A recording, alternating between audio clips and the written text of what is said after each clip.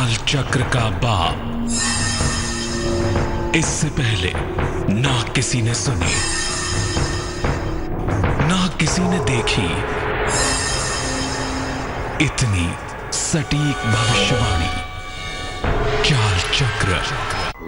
नमस्कार, बहुत स्वागत है आपका। आप देख रहे हैं चाल चक्र और मैं हूं आपके साथ शैलेंद्र पांडे। चाल चक्र में चर्चा करने वाले हैं एक विशेष तिथि की, और चूंकि ये तिथि आपके मन को, आपके जीवन को प्रभावित करने वाली है, इसीलिए इस तिथि की महिमा जानना बेहद आवश्यक है।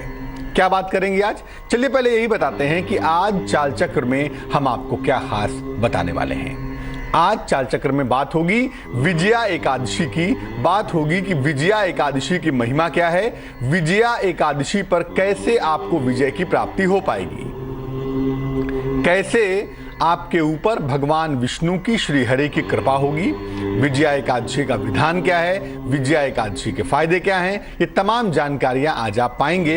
इसके अलावा रोजाना की तरह आपकी राशियों की सटीक भविष्यवाणी भी होगी और ये भी जानेंगे कि कैसे आप अपने दिन को बेहतर बना सकते हैं। तो चर्चा को आगे बढ़ाएंगे और विजया एकादशी की महिमा आपको बताएंगे, लेकिन उसके भी पहले जान लेते हैं क्या है आज का पंचांग। आज तिथि है फाल्गुन कृष्ण पक्ष की एकादशी तिथि, यानी कि आज है विजया एकादशी। आज का नक्षत्र होगा उत्तराषाढ़ा नक्षत्र और चंद्रमा आज संचरण करेंगे, चंद्रमा आज मूव करेंगे धनु राशि में। चंद्रमा की इसी चाल के आधार पर हम ये समझ पाएंगे कि आपका दिन कैसा जाएगा, अच्छा जाएगा, बुरा जाएगा, मुश्किल क्या होगी। राहु काल का समय होगा सुबह के 9 बजे से तकरीबन 10:30 तक, जिसमें कोई भी नया और शुभ कार्य आप नहीं करेंगे।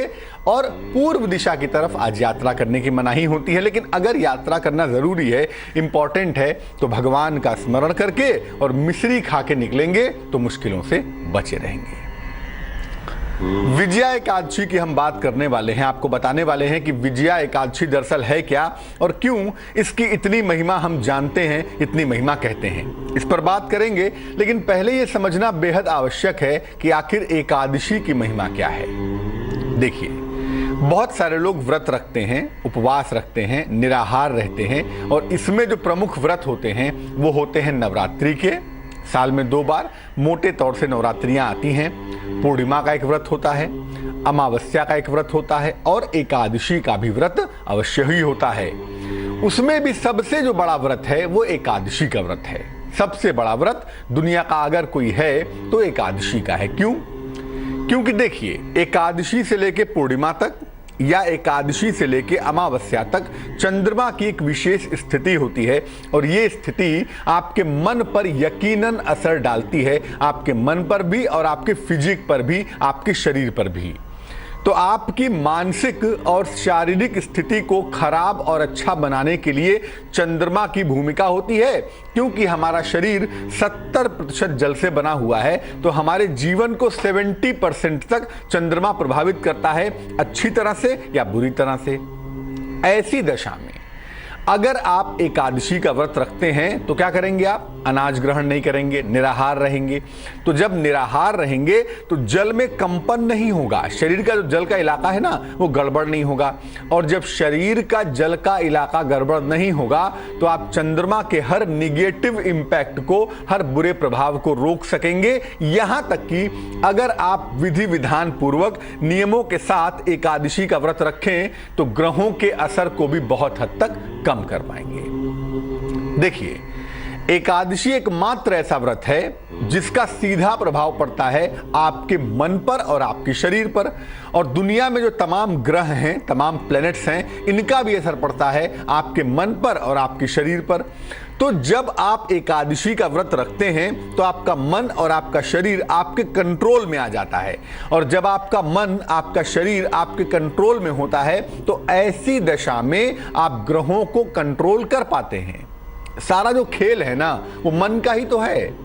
इसीलिए जब आप मन को नियंत्रित कर पाते हैं, मन को कंट्रोल कर पाते हैं, मन पर लगाम रख पाते हैं, तो ये मुश्किल उतनी ज्यादा नहीं होती। इसके अलावा एकादशी के व्रत में अगर आप भगवान का स्मरण करें, भगवान के निकट रहें, भगवान को याद करते रहें तो निसंदेह आप अपने अशुभ संस्कारों को भी नष्ट कर सकते हैं। जो भी हमें जीवन में सुख या दुख का अनुभव होता है उसके पीछे हमारे अपने ही कर्म होते हैं, हमारे अपने ही संस्कार होते हैं। ऐसी दशा में अगर आप विजया एकादशी पर पूजा उपासना करते हैं, ध्यान करते हैं, भगवान का स्मरण करते हैं तो अपने अशुभ संस्कारों को नष्ट कर सकते हैं और धीरे धीरे धीरे धीरे अपने कर्म बंधन के भोग से बाहर निकल सकते हैं।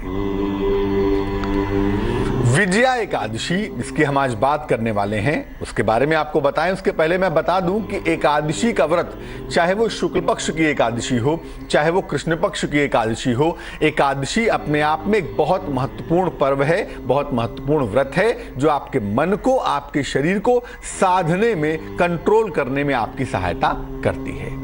चलिए अब जानते हैं कि विजया एकादशी जिसके बारे में हम आज बात कर रहे हैं ये इतनी ज्यादा महत्वपूर्ण क्यों है, इतनी ज्यादा इंपॉर्टेंट क्यों है। देखिए, वैसे तो हर एकादशी अपने आप में महत्वपूर्ण है, कोई भी एकादशी हो।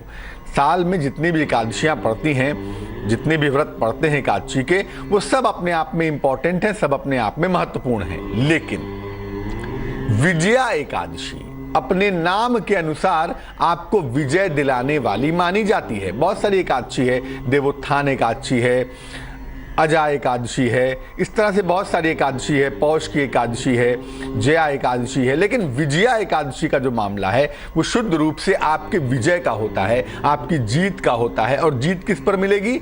जीत मिलेगी आपको अपने निगेटिव संस्कारों पर, अपने नकारात्मक संस्कारों को कंट्रोल कर पाएंगे आप।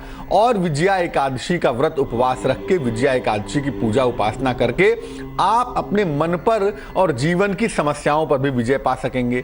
तो अगर आपको जीवन की समस्याओं पर विजय पाना है या जीवन की तमाम चीजों पर विजय पाना है तो उसके लिए विजया एकादशी एक बहुत बड़ा पर्व होता है, एक बहुत बड़ा मौका होता है। जब आप अगर उपासना करें, अगर आप पूजा करें तो जीवन की हर समस्या, चाहे वो भौतिक हो, चाहे वो मानसिक हो, चाहे वो आर्थिक हो, उस पर आप विजय पा जाते हैं, उस पर आप कंट्रोल बना लेते हैं।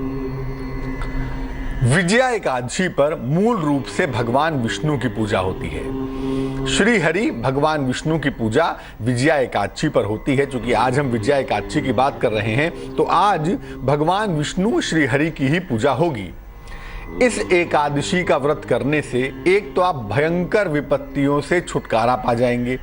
अगर आज आप उपवास रखते हैं, व्रत करते हैं, भगवान का स्मरण करते हैं, भजन कीर्तन करते हैं, मंत्र जप करते हैं तो आप भयंकर विपत्तियों से छुटकारा पाएंगे। आपका जो प्रेशर है, जो दिमागी दबाव है, तनाव है या जो जीवन की मुश्किलें हैं, चुनौतियां हैं, उनको आप हटा पाएंगे और आपको छुटकारा मिल पाएगा। इसके अलावा बड़े से बड़े शक्तिशाली शत्रुओं को परास्त भी कर पाएंगे। अब ये शत्रु बाहरी भी हो सकते हैं जो आपका विरोध करते हैं, आपके साथ शत्रु भाव रखते हैं, आपको परेशान करते हैं। ऐसे शत्रुओं को भी आप परास्त कर पाएंगे। और विजया एकादशी का व्रत रखने से आप ये भी कर पाएंगे कि जो आपके मन के शत्रु हैं, काम है, क्रोध है, मोह है, लोभ है, भय है, निराशा है, चिंता है, जो मन के शत्रु हैं उनको भी आप परास्त कर पाएंगे। तो अगर आप विजया एकादशी का व्रत रखते हैं तो निसंदेह बाहर के और अंदर के दोनों शत्रुओं को आप परास्त कर सकेंगे, दोनों शत्रुओं को आप कंट्रोल में ला पाएंगे। एकादशी की महिमा आपने जानी, विजया एकादशी की महिमा क्या है वो भी आपको बता दिया। अब आपको बताते हैं कि विजया एकादशी पर यानी आज के दिन आप भगवान विष्णु की, श्री हरि की पूजा कैसे करेंगे, क्या तरीका होगा भाई? भगवान विष्णु की स्थापना एक कलश पर करेंगे। एक मिट्टी का मटका ले लें या एक लोटा ले लें, कलश ले लें, उसके ऊपर पीला कपड़ा बांध दें उसके मुंह पर और उसके ऊपर भगवान विष्णु की मूर्ति या उनका चित्र रखेंगे। भगवान विष्णु की, श्री हरि की स्थापना एक कलश पर करेंगे। इसके बाद श्रद्धा पूर्वक भगवान विष्णु का, श्री हरि का पूजन करेंगे। कैसे करेंगे? मस्तक पर सफेद चंदन या गोपी चंदन लगाकर पूजा करेंगे। मस्तक पर व्हाइट चंदन लगा लेंगे या गोपी चंदन लगा लेंगे और इसके बाद भगवान विष्णु की उपासना करेंगे। इनको पंचामृत अर्पित करेंगे जिसको आप चरणामृत भी कहते हैं। दूध, दही, शहद, शक्कर और घी और उसमें गंगा जल और 2 पत्ते तुलसी के।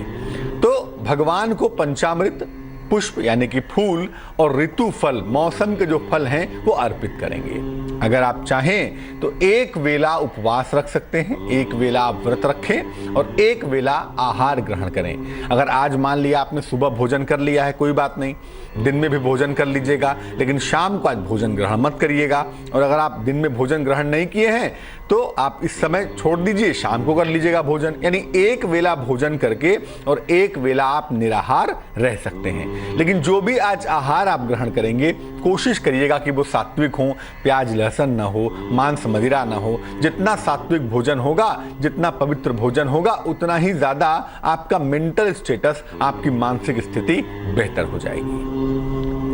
शाम को, आज शाम को जब आप आहार ग्रहण करेंगे, शाम को जब आप भोजन करेंगे तो उसके पहले उपासना करेंगे भगवान विष्णु की और उनकी आरती भी जरूर करेंगे।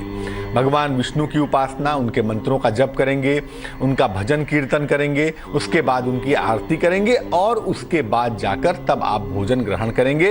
या जो भी आपको आहार खाना है, जल पीना है, फल खाना है, दूध पीना है, जो भी आपको आहार ग्रहण करना है वो उसके बाद करेंगे। अगले दिन प्रातः काल यानी कल सुबह जिस कलश पर आपने भगवान विष्णु को स्थापित किया था ना, उस कलश का दान कर देंगे किसी निर्धन व्यक्ति को, किसी गरीब व्यक्ति को, और साथ ही साथ अन्न और वस्त्र का भी दान करेंगे। यानी अन्न का दान कर सकते हैं, चावल, दाल, गेहूं, जो भी चीजें हैं अनाज का, और वस्त्र यानी कि कपड़ों का।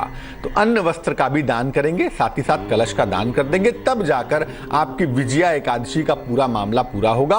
और जब विजया एकादशी को आप ठीक तरीके से मना लेंगे तो जीवन के जो बाहरी शत्रु हैं उनको भी कंट्रोल कर पाएंगे और जो आपके आंतरिक शत्रु हैं उनको भी नियंत्रित कर पाएंगे।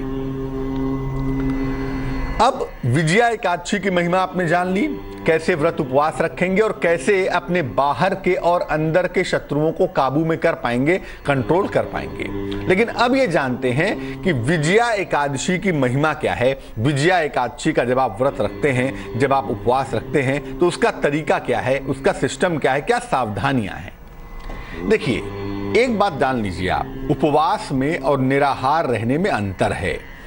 आप व्रत का मतलब ये समझते हैं, आप उपवास का मतलब ये समझते हैं कि हम कुछ नहीं खाएंगे दिन भर, केवल जल पिएंगे, केवल फल खाएंगे तो उपवास हो जाएगा। नहीं, उपवास रखना अलग बात है, व्रत रखना अलग बात है, निराहार रहना अलग बात है।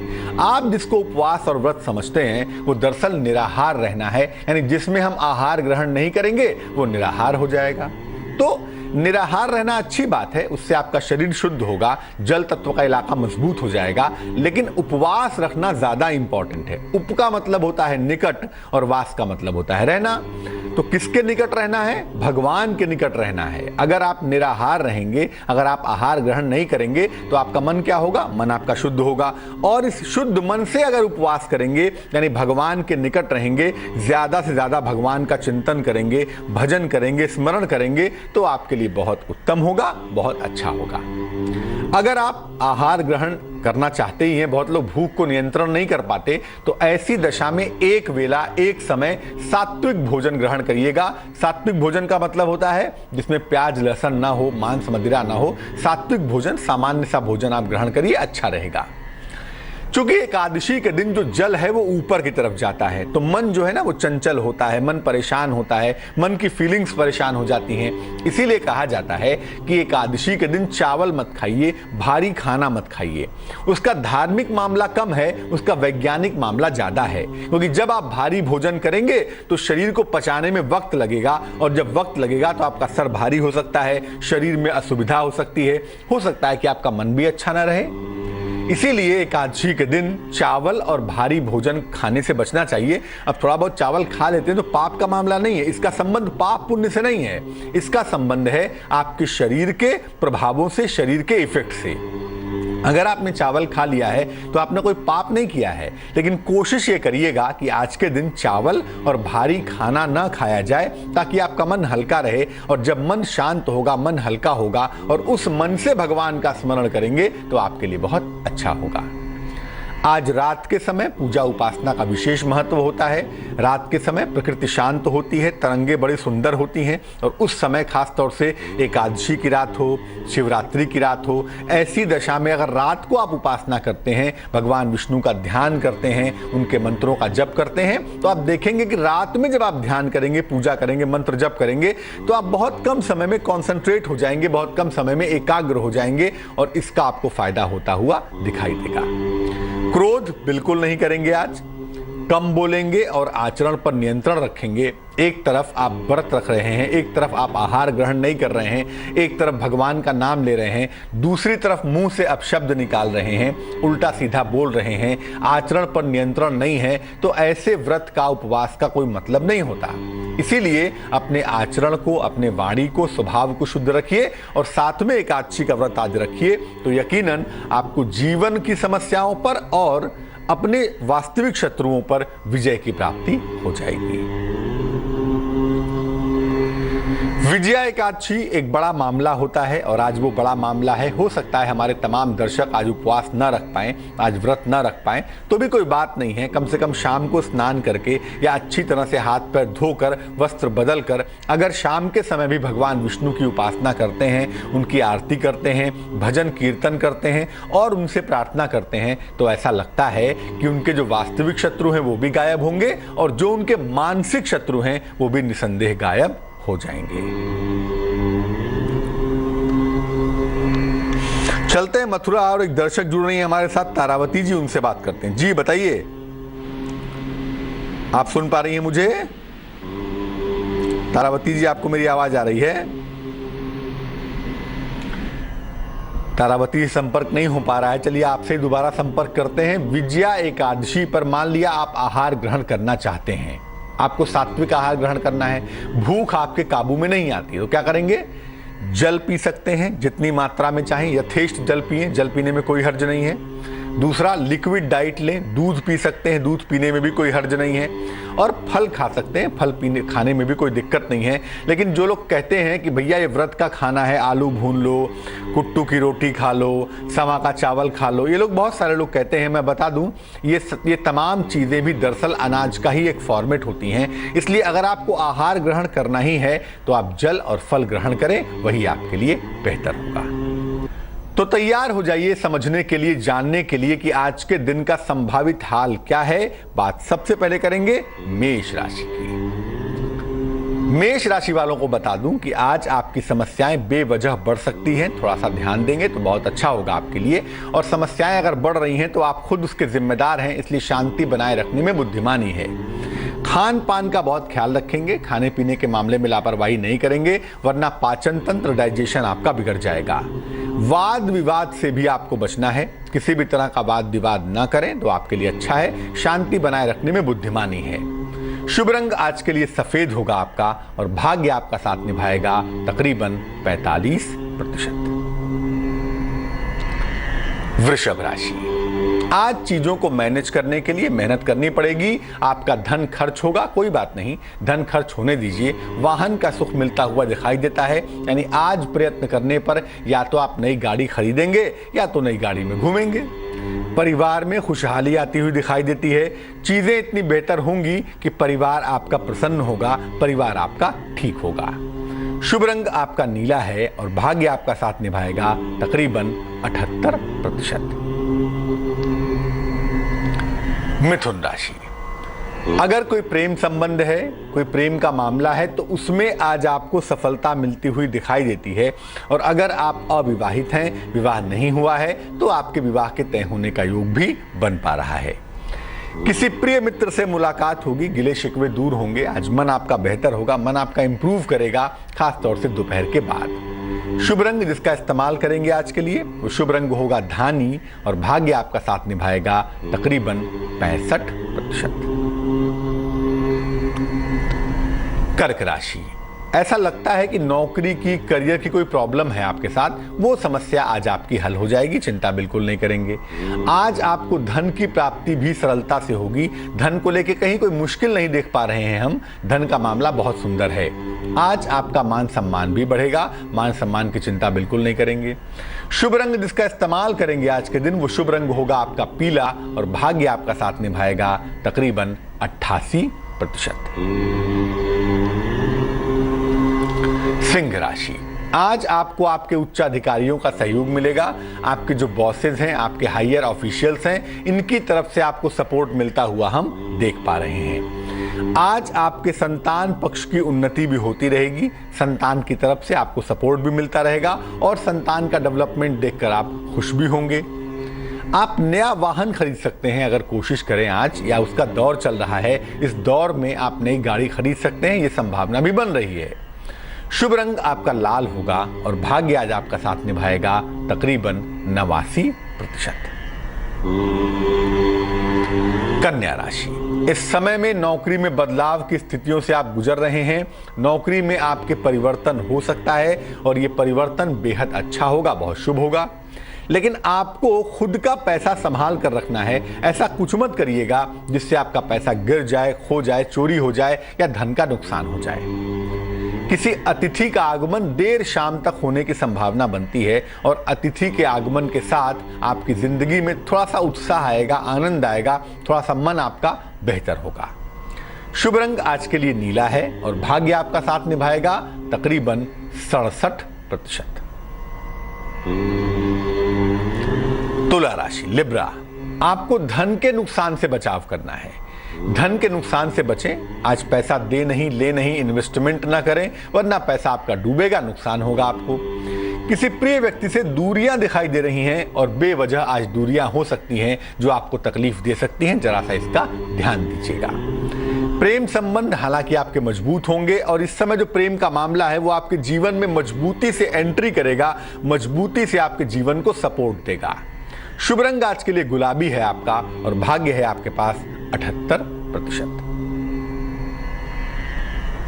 वृश्चिक राशि, अगर किसी आर्थिक नुकसान की गुंजाइश बन रही है तो आपको बचना होगा। आज कहीं पर ऐसा पैसा मत खर्च करिए जिससे आपको नुकसान हो जाए। अपनी जबान के शब्द भी खर्च करने में सावधानी रखेंगे। आज वाणी पर नियंत्रण बनाए रखें तो ज्यादा अच्छा होगा। और आज के दिन कोशिश करें, चाहे अपर हो चाहे लोअर हो, आज काले रंग के कपड़े आप ना पहने, क्योंकि आज काला वस्त्र पहनने से कहीं ना कहीं जीवन में स्ट्रगल बढ़ सकता है, जो कि अच्छी बात नहीं होगी। शुभ रंग आपका सफेद होगा और भाग्य आपका साथ निभाएगा तकरीबन 54%। धनु राशि, अगर कहीं पर धन डूबा हुआ है, कहीं पर धन रुका हुआ है, कहीं पर धन फंसा हुआ है, तो आज कोशिश करने पर आपको वो धन मिल सकता है। अगर आप इस दौर में कोशिश करें तो आप नई प्रॉपर्टी भी खरीद सकते हैं, उसके लिहाज से भी आपका मामला बेहद सुंदर है। और आंखों की अगर कोई दिक्कत है, आंखों की अगर कोई समस्या है तो उससे आपको बचाव करना है, डॉक्टर से मिल लेंगे, लापरवाही नहीं करेंगे। शुभ रंग आज के लिए आपका होगा धानी और भाग्य आपका साथ निभाएगा तकरीबन 81%। मकर राशि, अगर आप कारोबारी हैं, अगर आप व्यापारी हैं, तो आज आपको कारोबार में लाभ होता हुआ हम देख पा रहे हैं।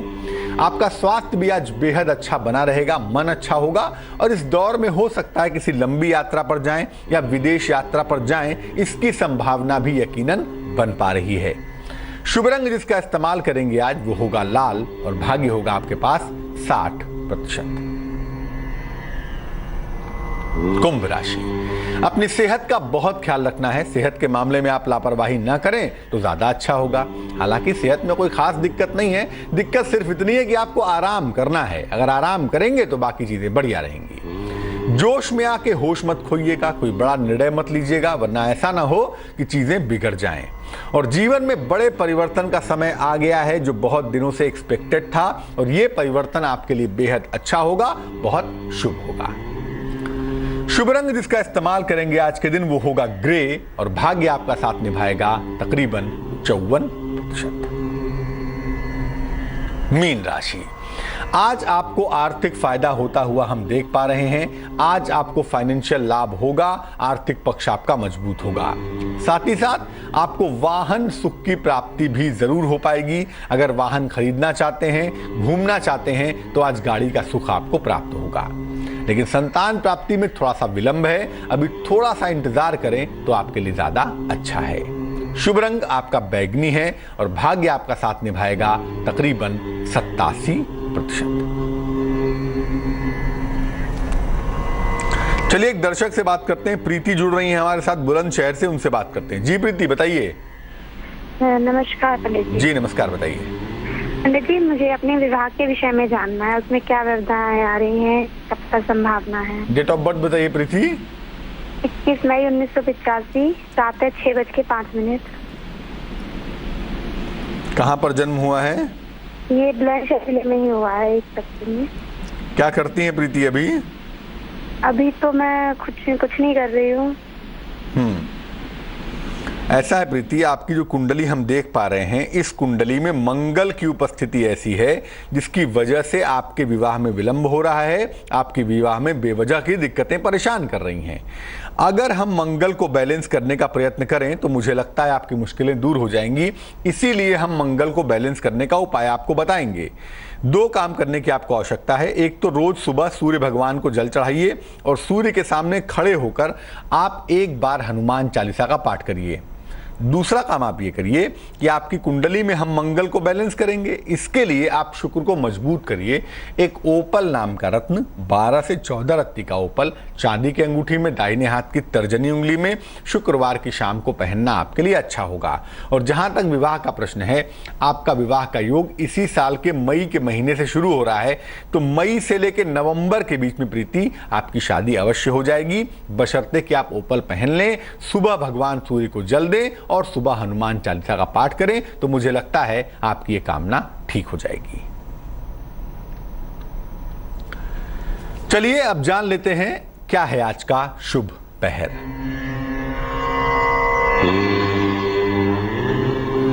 आज का शुभ पहर है शाम को 6 बजे से 7:30 तक। याद रखिए, आज का शुभ पहर है शाम को 6 बजे से 7:30 तक। चूंकि आज विजया एकादशी है, इसीलिए इस समय में या तो भगवान कृष्ण की उपासना करेंगे या तो श्री हरि भगवान विष्णु की उपासना करेंगे। उनका मंत्र जपेंगे। मंत्र भगवान विष्णु के बहुत सारे हैं, भगवान कृष्ण के बहुत सारे हैं। ओम क्लीं कृष्णाय नमः, ओम विष्णवे नमः, जो मंत्र चाहें वो जप लें और इसके बाद उनका भजन करेंगे। अगर आज एकादशी के दिन भगवान कृष्ण, भगवान विष्णु का भजन कीर्तन किया जाए, उनका मंत्र जपा जाए, तो आपकी तमाम मुश्किलें आज दूर होंगी, तमाम समस्याएं आपकी गायब हो जाएंगी। लेकिन शुभ पहर का समय याद रखिए, शाम को 6 बजे से 7:30 तक। इसी समय में प्रयोग करने पर आपको फायदा हो पाएगा। तो विजया एकादशी के आज पर्व पर हम यही कामना करेंगे कि आज आप भगवान विष्णु या भगवान कृष्ण की उपासना करेंगे और जीवन की तमाम समस्याओं पर विजय की प्राप्ति कर पाएंगे। आज के लिए चाल चक्र में बस इतना ही। मुझे दीजिए इजाजत, लेकिन आगे रिश्तों के फलसफे को समझिए और जरूर देखिए रिश्तों की कहानी संजय सिन्हा के साथ। नमस्कार।